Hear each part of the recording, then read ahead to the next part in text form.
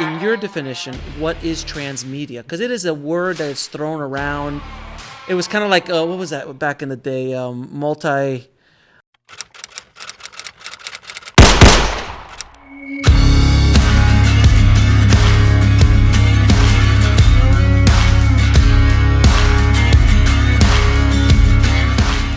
Oh, God, what was that word? Like with CD-ROMs and...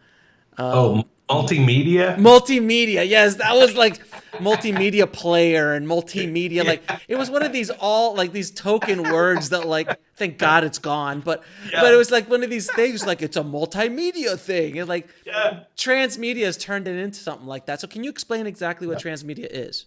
Absolutely. And transmedia, you're right. It's become a buzzword and it's sort of grown to a point where people just don't even really know what it is. The Yeah. original idea behind transmedia is that you could create a story that could move between mediums and platforms. Mm. Now, a great example of this is what we've seen with the stories of, say, Spider-Man or the Avengers or Batman. We started with these stories being told through the medium of comic books, right?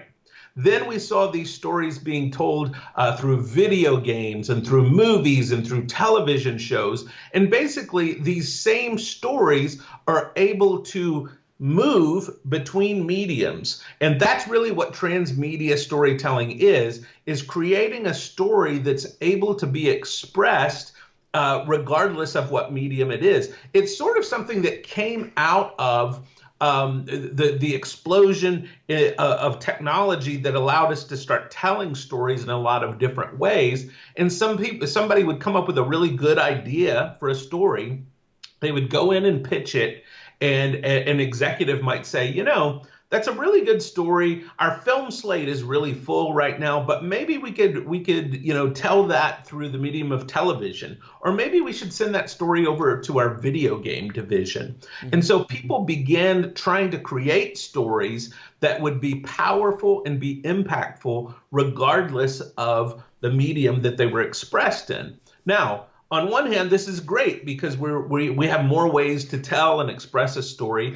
On the other hand, people begin to ignore the fact that every particular medium actually has rules and has form that helps that story work best.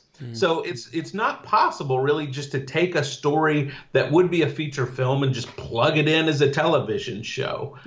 You've got to recraft it. You've got to recraft it for the medium in a way that makes it work. Now, television even has really changed dramatically since we've had all these streaming services come into play. Now people binge watch shows. So it's not about trying to end a story every week in a place that brings the audience back to see it the next week, because people can binge the show and just watch the next episode right away.